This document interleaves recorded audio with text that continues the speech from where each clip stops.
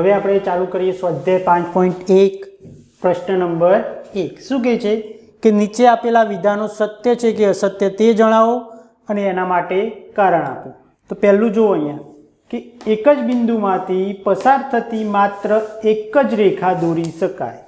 આ એક બિંદુ આપ્યું છે અને જે આપણને આપ્યું છે ક્વેશ્ચનની અંદર એવું કહે છે કે એમાંથી પસાર થતી આપણે એક જ રેખા દોરી શકીએ, પરંતુ એ અસત્ય છે। કેમ કે એક બિંદુમાંથી કેટલી રેખાઓ પસાર થાય? અસંખ્ય રેખાઓ પસાર થાય। કેવી રીતે થાય? તો જો અહીંયા હું તમને બતાવી દઉં કે એક બિંદુમાંથી અસંખ્ય રેખાઓ પસાર થઈ શકે। આજ ફરી બતાવું છું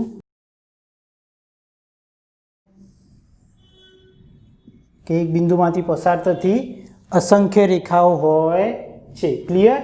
બરાબર? એટલે આ વિધાન કેવું છે? અસત્ય। ચલો સેકન્ડ જોઈએ કે બે ભિન્ન બિંદુઓમાંથી પસાર થતી અસંખ્ય રેખાઓ દોરી શકાય।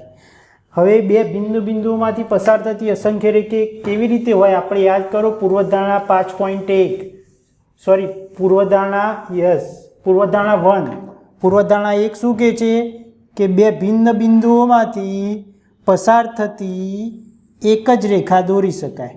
આ બે ભિન્ન બિંદુઓમાંથી પસાર થતી એક જ રેખા દોરી શકાય એવું કોણ કહે છે? પૂર્વધારણા 1। અને નીચે પૂર્વધારણા 5.1 લખાવી હતી કે આ રેખા કેવી હોય? બે બિંદુઓમાંથી પસાર થતી રેખા અનન્ય, એટલે કે એના જેવી કોઈ રેખા હોઈ શકે નહીં। તો આ વિધાન કેવું છે? અસત્ય। બરાબર? જોવા કે શાંત રેખાને બંને તરફ અનિશ્ચિત રીતે લંબાવી શકાય। યાદ કરો પૂર્વધારણા નંબર 2। પૂર્વધારણા નંબર 2 શું કહે છે કે શાંત રેખાને બંને તરફ અનંત સુધી તમે લંબાવી શકો। બરાબર? એટલે આ વિધાન કેવું છે? સત્ય છે। શું લખીશું આનો જવાબ? આન્સર સત્ય। કારણ શું આપશો? પૂર્વધારણા નંબર 2।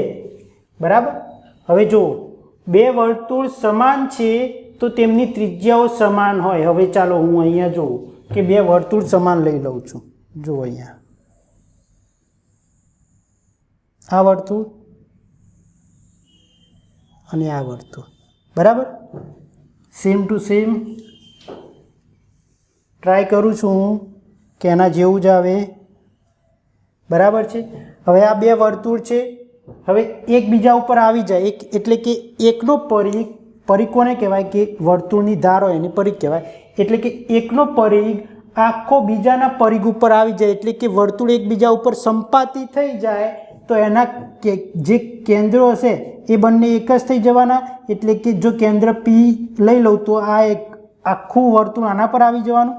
જો વર્તુળ એક જ થઈ જાય તો એનું જે આ ત્રિજ્યા છે એ કેવી થઈ જવાની? સમાન થઈ જવાની।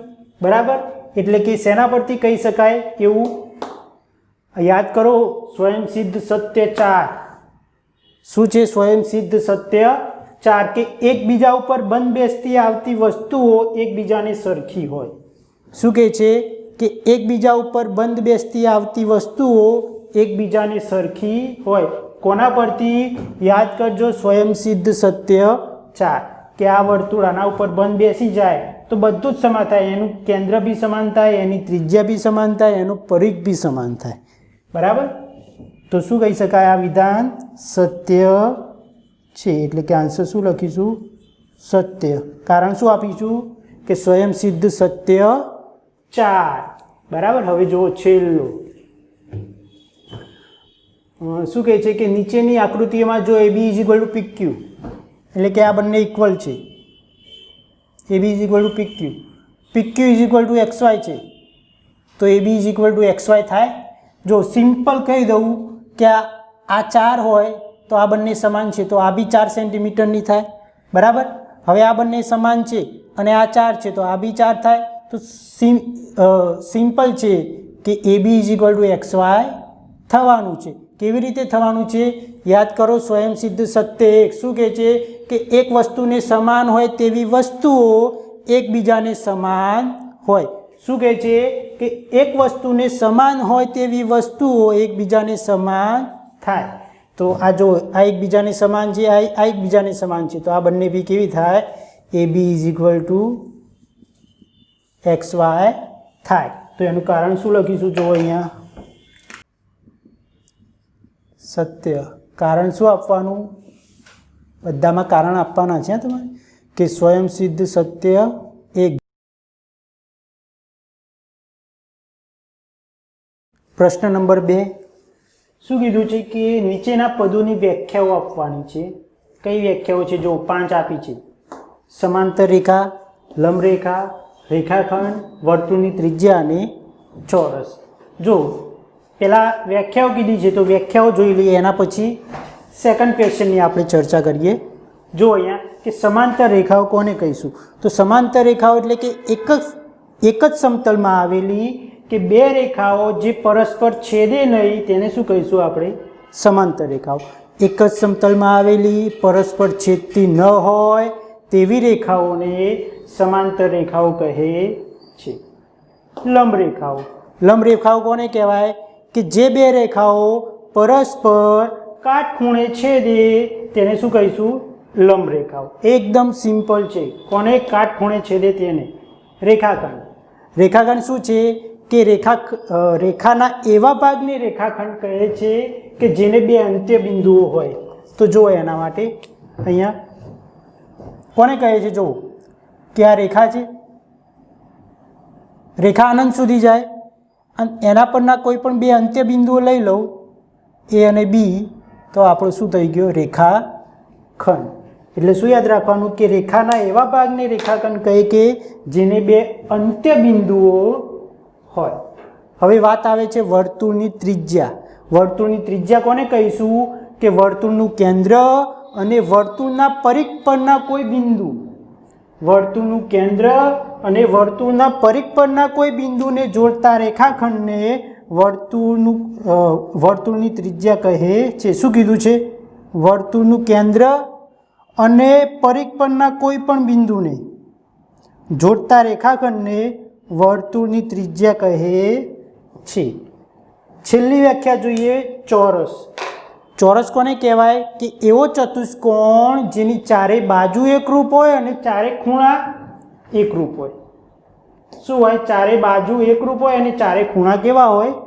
એકરૂપ હોય. અથવા તો એવું બી લખી શકો કે ચારે ખૂણા કાટખૂણા હોય. તો તેવા ચતુષ્કોણને ચોરસ કહે છે. બરાબર. જો અહીંયા ક્વેશ્ચન 2 શું કહે છે? કે તેના માટે એવા કોઈ પદો છે જેને વ્યાખ્યાયિત કરવાની જરૂર છે. તો ચાલો એવા પદો આપણે અંદરથી શોધીએ. જો કે પહેલામાં છે સમતલ. બરાબર. પછી આપણે વ્યાખ્યાયિત કરવું પડશે રેખા. સેકન્ડમાં કાટખૂણો.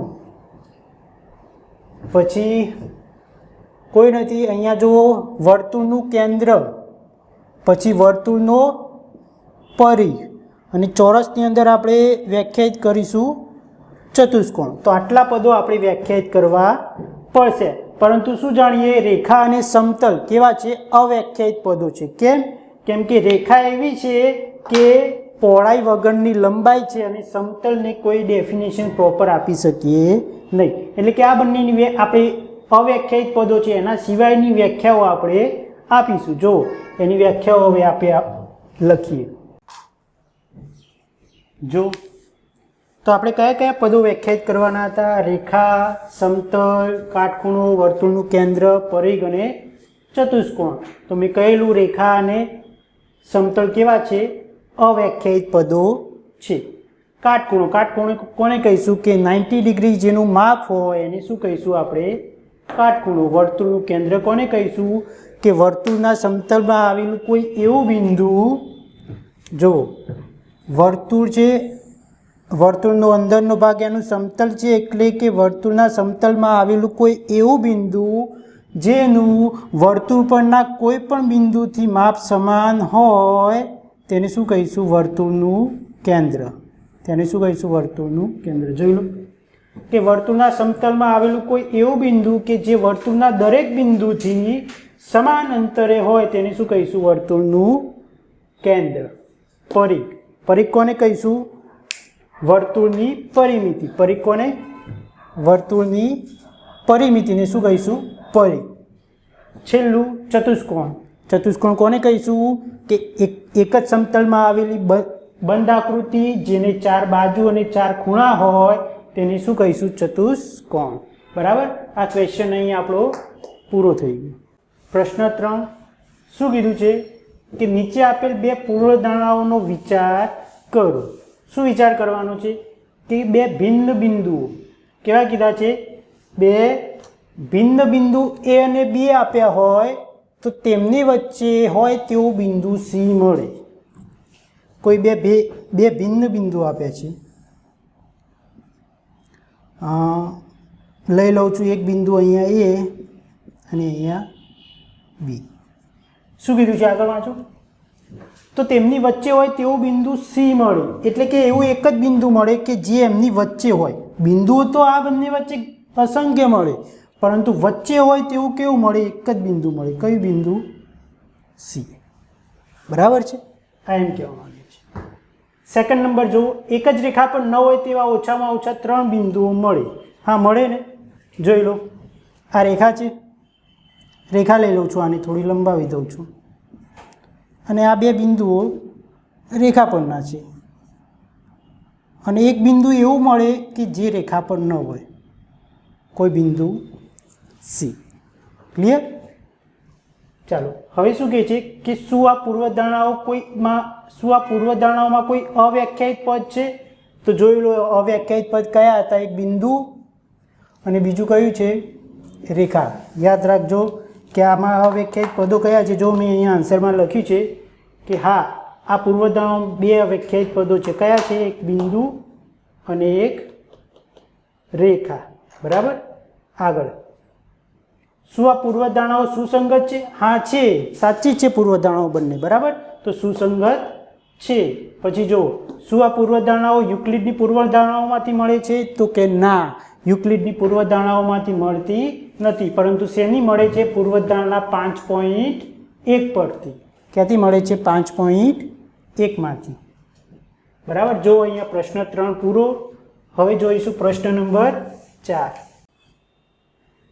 જો પ્રશ્ન 4 શું કીધું છે કે AC = BC થાય તેવું બિંદુ C લેવાનું છે.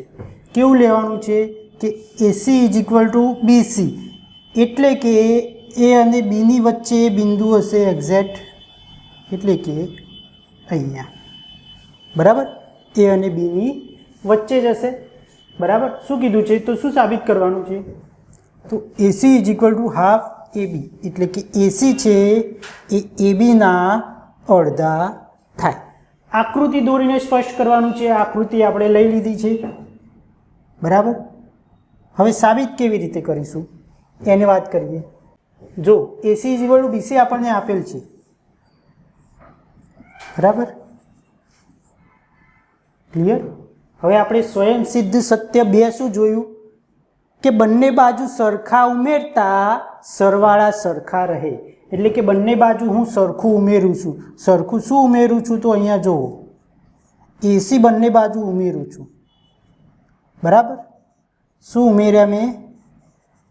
AC. તો અહીંયા તમે કારણ આપી શકો. કોનો ઉપયોગ કર્યો? સ્વયં સિદ્ધ સત્ય 2. અને સ્વયં સિદ્ધ સત્ય 2 ના યાદ રહે તો શું લખવાનું કે બંને બાજુ સરખા ઉમેરતા, બંને બાજુ સરખું ઉમેરતા સરવાળા સરખા થાય. સરવાળા કેવા થાય? સરખા થાય. હવે જુઓ અહીંયા AC વત્તા AC શું થશે? 2AC. ક્લિયર?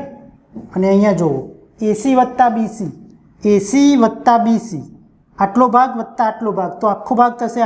આખો ભાગ કેટલો છે? AB. ક્લિયર?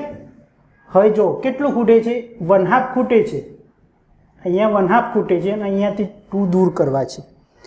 તો આપણે યાદ કરો સ્વયં સિદ્ધ સત્ય 7 શું કીધું હતું કે સરખી વસ્તુઓના અડધા. શું કીધું હતું? સરખી વસ્તુઓના અડધા કરવાથી. તો હું આના અડધા કરી નાખું છું. સરખી વસ્તુઓ કેવી રીતે છે? ઇક્વલમાં છે એટલે આ બંને કેવી કહેવાય? સરખી કહેવાય. તો એના હું અડધા કરી નાખું છું. જો અહીંયા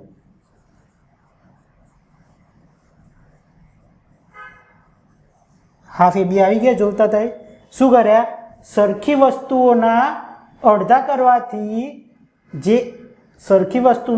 કરવાથી જવાબ સરખો રહે. એટલે કે અહીંયાથી 2 2 ઉડી જશે આપણા, તો અહીંયા થઈ જશે એસી અને આવી જશે 1/2 AB, જે આપણે પ્રૂવ કરવાનું છે. પરંતુ અહીંયા તમારે કારણ આપવું પડશે. શું કર્યું, કોનો ઉપયોગ કર્યો, સ્વયંસિદ્ધ સત્ય 7. શું છે કે સરખી વસ્તુઓના અડધા એકબીજાને સમાન થાય. જો આવું ના લખવું હોય તો શું લખજો, સ્વયંસિદ્ધ સત્ય 7 અને અહીંયા લખજો સ્વયંસિદ્ધ સત્ય 2.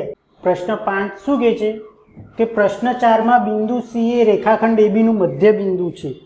શું કીધું છે, રેખાખંડ એબીનું મધ્ય બિંદુ છે. ક્લિયર? તો શું સાબિત કરવાનું છે કે દરેક રેખાખંડને એક અને માત્ર એક જ મધ્ય બિંદુ હોય છે. કેટલું હોય છે, એક જ મધ્ય બિંદુ હોય એવું સાબિત કરવાનું છે. તો આપણે એવું સપોઝ કરી લઈએ કે રેખાખંડ એબીને 2 મધ્ય બિંદુ છે. શું સપોઝ કરી લઈએ કે 2 મધ્ય બિંદુ છે. એક સી તો આપેલું હતું અને મેં એવું ધારી લીધું, જો અહીંયા સપોઝ કર્યું છે, બરાબર. એટલે કે ખોટું આપણે ધાર્યું છે અને આપણે શું પ્રૂવ કરીશું કે બિંદુ ડી એ એબીનું મધ્ય બિંદુ નથી. સપોઝ શું કર્યું છે કે બિંદુ ડી એ રેખાખંડ એબીનું મધ્ય બિંદુ છે. આપણે એવું ધારી લીધું છે. જો ડી એ રેખાખંડ એબીનું મધ્ય બિંદુ છે તો શું લખાય, ડી એ રેખાખંડ એબીનું મધ્ય બિંદુ હોય તો શું લખાય, એડી = ½ AB લખાય. શેના પરથી લખ્યું, પ્રશ્ન 4 પરથી. યાદ કરો કે સી એ એબીનું મધ્ય બિંદુ હતું તો શું લખતા હતા, AC = ½ AB. જો આ રહ્યું કે સી એ એબીનું મધ્ય બિંદુ હોય તો શું લખતા, AC = ½ AB. એવું આપણને રકમમાં આપેલું છે. અને આપણે શું સપોઝ કર્યું કે ડી એ એબીનું મધ્ય બિંદુ છે તો એના પરથી શું લખાય, AD = ½ AB. બરાબર. કેમ એવું લખ્યું, કેમ કે મધ્ય બિંદુ સપોઝ કર્યું છે. મારું કહેવાનું મિનિંગ સમજજો તમે. હવે જો પરિણામ 1 અને 2 જુઓ. પરિણામ 1 અને 2 પરથી જમણી બાજુ સરખી છે. જુઓ, જમણી બાજુ સરખી છે તો ડાબી બાજુ પણ કેવી થશે, સરખી થશે. જુઓ, એટલે કે AD = AC છે. બરાબર. હવે આવું ક્યારે પોસિબલ થાય, AD = AC, કે જ્યારે બિંદુ ડી અને સી રેખાખંડ એબીથી સમાન અંતરે હોય. હવે 2 બિંદુ સમાન અંતરે હોય રેખાખંડ એબીથી, એ પોસિબલ નથી. જો અહીંયા શું કીધું છે કે બિંદુ ડી અને સી રેખાખંડ એબીથી સમાન અંતરે છે. તો ડી અને સી સમાન અંતરે ના હોય, એનો મતલબ શું થયો કે ડી અને સી એ એક જ બિંદુ છે. કયું, આ ડી અને સી શું છે, એક જ બિંદુ છે. એના પરથી શું કહી શકાય કે રેખાખંડને, એટલે કે દરેક રેખાખંડને એક અને માત્ર એક જ મધ્ય બિંદુ હોય. શું કીધું છે, જો આકૃતિ આપેલી છે, આકૃતિમાં એવું આપ્યું છે કે સી એટલે કે AC = BD. આવું આપેલું છે, AC = BD. જો અહીંયા આપેલ છે, બરાબર. આ આપેલું છે. તો AC = શું થશે, જો AB + BC થશે. AC = શું લખાય, AB + BC, AB + BC. તો આ સાઈડ શું લખાશે, જો BD = BC + CD. હા, હવે જો આન્સર શું લાવવાનો છે, AB = CD. એટલે કે AB = CD. તો આપણે આ BC ને દૂર કરવા પડે બંને બાજુથી. ડાયરેક્ટ કેન્સલ આઉટ તમે કરી શકો, પરંતુ આપણે કોનો ઉપયોગ કરવાનો છે, યુક્લિડના સ્વયંસિદ્ધ સત્યનો. તો એ સ્વયંસિદ્ધ સત્ય શું કહે છે કે બંને બાજુથી સરખા બાદ કરતા બાદબાકી સરખી રહે. શું કહે છે કે બંને બાજુથી સરખા બાદ કરતા મેં કેટલા બાદ કર્યા જો BC બાદ કર્યા બંને બાજુથી BC બાદ કર્યા તો બાદ બાકી કેવી રહે સરખી રહે એટલે કે આપણો આન્સર શું થઈ જશે AB = CD જે આપણે પ્રૂવ કરવાનું હતું એ આવી ગયું જો શું કીધું બંને બાજુથી સરખા બાદ કરી દીધા તો અહીંયા લખજો કોનો ઉપયોગ કર્યો આપણે સ્વયંસિદ્ધ સત્ય 3 કોનો ઉપયોગ કર્યો સ્વયંસિદ્ધ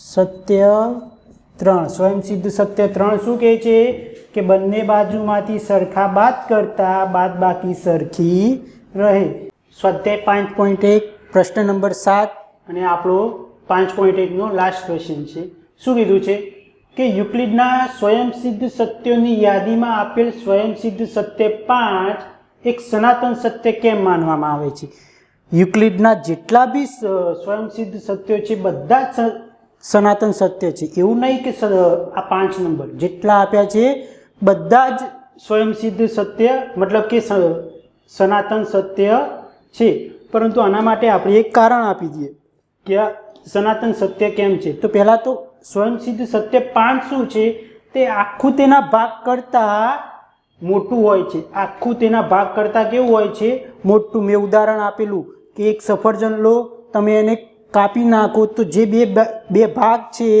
એ બે ભાગ આખા કરતાં કેવા થવાના નાના થવાના એટલે કે જે આખું છે એ હંમેશા કેવું હોય મોટું હોય એટલે કે અહીંયા જે ભાગ શબ્દ છે એ ભાગ શબ્દનો અર્થ જ શું થાય છે કે એ જે ભાગ શબ્દ છે એ ભાગનો અર્થ શું થાય છે કે આખા કરતાં કંઈક ઓછું છે જે ભાગ શબ્દ અહીંયા આપણે લીધો છે એનો અર્થ શું થાય છે જો અહીંયા મેં લખ્યો છે કે આખા કરતાં કંઈક ઓછું માટે થાય છે આથી શું કહી શકીએ કે સનાતન સત્ય છે